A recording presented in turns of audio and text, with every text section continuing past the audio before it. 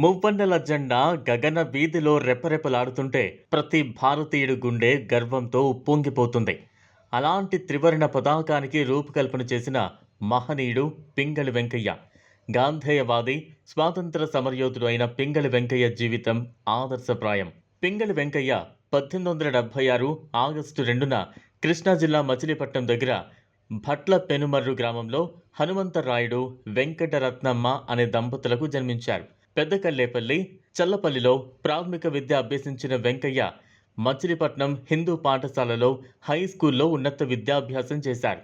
తన 19వ ఏట సైన్యంలో చేరిన వెంకయ్య దక్షిణాఫ్రికాలో జరిగిన బోయార్ యుద్ధంలో పాల్గొన్నారు. అక్కడే గాంధీతో పరిచయం అయింది. తర్వాత భారతదేశం వచ్చేసిన వెంకయ్య కొంతకాలం బళ్ళారిలో ప్లేగు వ్యాధి ఇన్స్పెక్టర్గా పనిచేశారు. కొన్నాళ్లకు కొలంబో వెళ్లి ఆర్థిక శాస్త్రం చదువుకున్నారు. కేంబ్రిడ్జ్ సీనియర్ పరీక్షల్లో పాస్ అయ్యారు. అక్కడి నుంచి లాహోర్ వెళ్లి డిఏవి కళాశాలలో సంస్కృతం, ఉర్దూ, జపనీస్ భాషను నేర్చుకున్నారు. చదువుల పరంగా వెంకయ్య బహుముఖ ప్రజ్ఞాశాలి. భూగర్భ శాస్త్రంలో పీహెచ్డీ చేశారు. రత్నాల గురించి, ప్రత్యేక వజ్రాల గురించి పరిశోధక వ్యాసాలు రాశారు.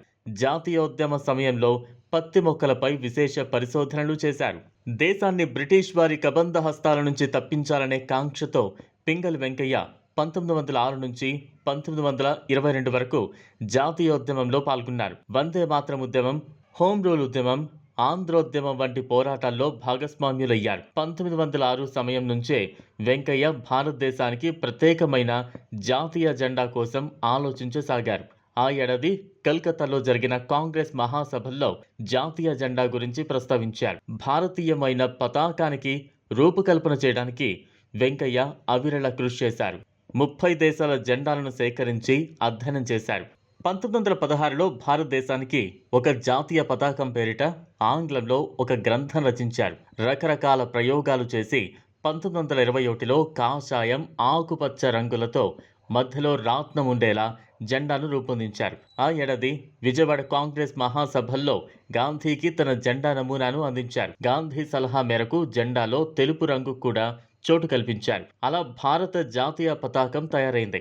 ఆర్య సమాజ్ ఉద్యమకారుడు లాలా హన్స్రాజ్ రాట్నం స్థానంలో ధర్మచక్రం ఉండాలని సూచించారు. 1947 జూలై 22న జవహర్లాల్ నెహ్రూ రాజ్యాంగ సభలో తీర్మానం చేస్తూ రాట్నం స్థానంలో ధర్మచక్రం ఉంచాలని ప్రతిపాదించారు.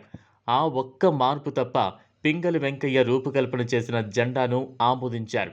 ఇవాళ భారతీయ అస్తిత్వానికి ప్రతీకగా నిలిచిన త్రివర్ణ పతాకం మన తెలుగువాడి కృషి ఫలితం కావడం మనకు గర్వకారణం.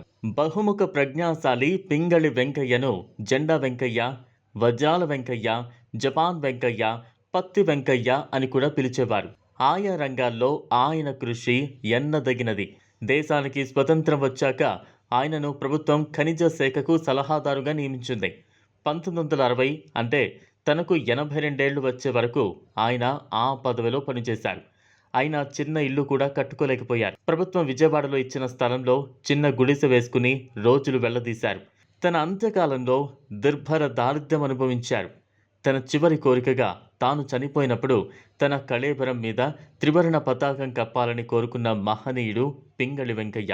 ప్రపంచవ్యాప్తంగా ఎక్కడ ఎప్పుడు భారత జాతీయ పతాకం ఎగిరినా దానితో పాటే పింగళి వెంకయ్య కీర్తి పతాక రెపరెపలాడుతూ ఉంటుంది.